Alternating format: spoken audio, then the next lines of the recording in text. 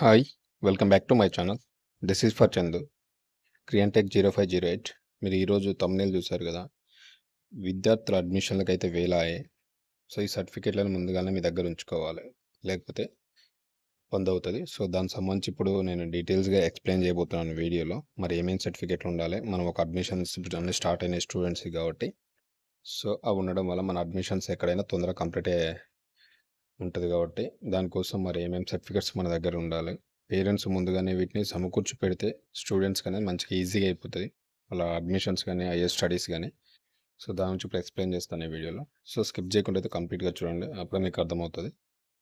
So, direct అయితే వీడియోలోకి వెళ్ళిపోదాం. కొత్త వ్యూవర్స్ ఎవరైనా నా వీడియోస్ గానీ, ఛానల్స్ చూస్తున్న వారు ఎవరైనా ఉంటే కంపల్సరీ సబ్స్క్రైబ్ చేసుకొని బెల్ ఐకాన్ క్లిక్ చేసి పెట్టుకోండి. పాత వాళ్ళైతే షేర్ చేయండి, లైక్ చేయండి, కామెంట్ చేయండి. సో, డైరెక్ట్ వీడియోలోకి వెళ్ళిపోదాం. విద్యార్థులారా అడ్మిషన్‌లకు వేలాయి. ఈ సర్టిఫికేట్లు ముందుగానే మీ దగ్గర ఉంటే బెటర్ అనమాట. కొత్త విద్యా సంవత్సరం షురూ కానుంది. ఇంటర్ నుంచి పీజీ వరకు అనేక రకాల కోర్సులు ప్రవేశాలు జరుగుతుంటాయి. అందుకోసం కొన్ని ధ్రువపత్రాలు తప్పనిసరిగా మీ దగ్గర ఉండాల్సిందే అనమాట. అవి కొన్ని ముఖ్యమైన మరి ఇవి ఏంటి ఈ ధ్రువపత్రాలు? ఇప్పుడు ఇక్కడైతే తెలుసుకుందాం. చూద్దాం మరి. సో, ఆల్రెడీ ఇప్పుడు కొన్ని రోజుల్లో పాఠశాలలు, కళాశాల అన్నీ కూడా పునఃప్రారంభం కానుంటే మళ్ళీ రీఓపెన్ అవుతున్నాయి. సో, కాలేజ్ అడ్మిషన్స్ కానీ, స్కూల్ అడ్మిషన్స్ కానీ స్టార్ట్ అవుతాయన్నమాట. సో, మన ప్రవేశాల ప్రక్రియ పూర్తి కావాలంటే, మన అడ్మిషన్స్ కంప్లీట్ కావాలంటే, ప్రతి విద్యార్థి వద్ద కొన్ని ముఖ్యమైనటువంటి సర్టిఫికేట్స్ ఉండాల్సిందే కంపల్సరీ ధ్రువపత్రాలు. ఇందుకోసం విద్యార్థులకు తల్లిదండ్రులు ఏం చేస్తారంటే, అప్పుడు ఇబ్బంది పడే కంటే ఇప్పటి నుంచే వాటిని ముందే తీసి పెట్టుకుంటే బెస్ట్ అనమాట సర్టిఫికేట్స్ అన్నీ. సో, మరి అవి ఏంటి ఏంటి అనేది ఇప్పుడు చూద్దాం.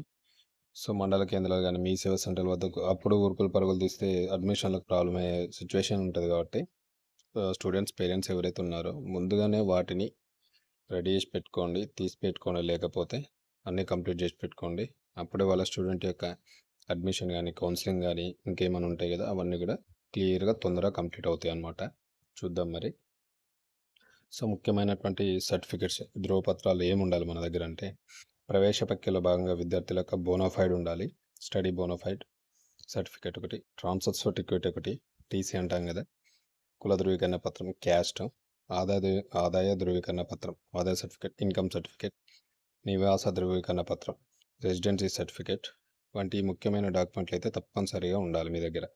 ఇవి కంపల్సరీ. మనం ఎక్కడ అడ్మిషన్ తీసుకోవాలన్నా, కౌన్సిలింగ్ పోవాలన్నా ఇవి సబ్మిట్ చేయాల్సి ఉంటాయి. సో, ఇవి అయితే తీసి పెట్టుకోండి కంపల్సరీ. ఓకేనా. ప్రభుత్వ స్కాలర్షిప్ అప్లై చేయాలన్నా, ఫీజు రియంబర్స్మెంట్కి అప్లై చేయాలన్నా కూడా ఈ డాక్యుమెంట్స్ అయితే కంపల్సరీ అవసరం పడతాయి. ఓకేనా. ఇవి కూడా తీసి పెట్టుకోండి. ప్రతి ఒక్కరు మిస్ కాకుండా, లేకపోతే తీసి పెట్టుకోండి తొందరగా. ఓకేనా. నెక్స్ట్ వచ్చేసి మనకు కుల ఆదాయ ధృవీకరణ పత్రాలు తప్పనిసరి. ఎందుకంటే మనం ఫీజు రియంబర్స్మెంట్ కానీ, స్టైఫండ్కి అప్లై చేసినప్పుడు కంపల్సరీ అవసరం పడతాయి ఇవి. వీటిని మీ సేవ ద్వారా పొందొచ్చు. కుల ధృవీకరణ పత్రం కోసం అభ్యర్థి యొక్క Aadhaar card, passport size photo, తండ్రి తల్లి యొక్క కుల ధృవీకరణ పత్రం అటాచ్ చేసి అప్లికేషన్ చేసుకుంటారు. విద్యాసంస్థ నుంచి బోనాఫైడ్ సర్టిఫికేట్ ఉండాలి. మీకు బోనాఫైడ్ సర్టిఫికేట్స్ ఉంటాయి. ఇవన్నీ బట్టి అప్లికేషన్ చేసుకోవాల్సి ఉంటుంది. నిర్ణీత రోజుల్లో ప్రాసెస్ పూర్తి చేసి కుల ధృవీకరణ పత్రాన్ని మంజూరు చేస్తారు. సో, ఇవి ఆల్రెడీ తెలుసు. మీకు మండల లెవెల్లో ఉన్న వాళ్ళకైతే మీ సేవ త్రూ అప్లికేషన్ చేసుకుంటారు. సో, అప్లికేషన్ నింపేటప్పుడు దానికి సంబంధితటువంటి ధ్రువపత్రాలు పెట్టాల్సి ఉంటుంది.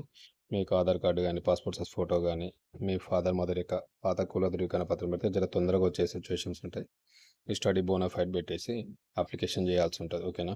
ఇది కంపల్సరీ. సో, ఆదాయ ధృవీకరణ పత్రం తీసుకున్న సేమ్ ప్రాసెస్ ఉంటుంది. దీనికి ఎక్స్ట్రాగా ఏమైనా ఉంటే, ఇన్కమ్ సోర్సెస్ ఏమైనా ఉంటే దానికి సంబంధించినటువంటి డీటెయిల్స్ అయితే నింపాల్సి ఉంటుంది. సర్టిఫికేట్స్ ఉంటే పెట్టాల్సి ఉంటుంది. ఓకేనా. ఇవి డీటెయిల్స్ అంటే సర్టిఫికేట్స్ పొందడానికి. ఇది నివాస ధృవీకరణ పత్రం, రెసిడెన్సీ సర్టిఫికేట్ అంటారు. ఇందుకోసం సేమ్ యాజ్ టీజ్గా మీ ఆధార్ కార్డు, మీకు ఇంటి ఓన్ అయితే ఓను, అద్దె రెంట్ ఉంటే రెంట్, దానికి సంబంధించిన డాక్యుమెంట్స్. ఓకేనా.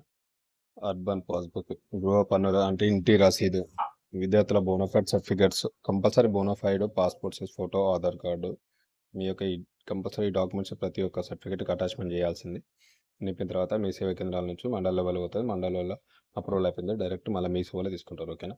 నెక్స్ట్ గ్యాప్ సర్టిఫికేట్ వంటి ఇబ్బందులు ఉంటే, ఇతర విషయాల సమస్యలు ఉంటే నేరుగా మండల రెవెన్యూ అధికారులు. గ్యాప్ సర్టిఫికేట్ అయితే డైరెక్ట్ మనం రెవెన్యూ ఆఫీస్లో తీసుకోవాల్సి ఉంటుంది. జిరాక్స్ సెంటర్లో ఫామ్స్ దొరికితే ఫిల్ చేసి రెవెన్యూ ఆఫీస్లో తీసుకోవాలి. గుర్తుపెట్టుకోండి, ఎటువంటి ఇబ్బంది పడకుండా. తల్లిదండ్రులైతే అప్రమత్తంగా ఉండి పెళ్ళయ్యాక ఈ ధృవపత్రాలన్న విషయం అయితే కొంచెం కేర్ తీసుకొని ఇన్ టైంలో తీసి పెట్టుకోండి. క్యాస్ట్, ఇన్కమ్, రెసిడెన్సీ సర్టిఫికేట్ ఏమైనా గ్యాప్ ఉంటే గ్యాప్ సర్టిఫికేట్ ఓకేనా. ఇవి మస్ట్ అండ్ షుడ్ ఉండాలి. మీరు కౌన్సిలింగ్ అటెండ్ కావాలన్నా, మీ యొక్క రిజర్వేషన్ సీట్లలో రావాలన్నా, స్టైఫండ్ అప్లికేషన్ చేయాలని ఇవి మస్ట్ అండ్ షుడ్ ఓకేనా. సో ఇన్ఫర్మేషన్ నచ్చిందని అనుకుంటున్నాను.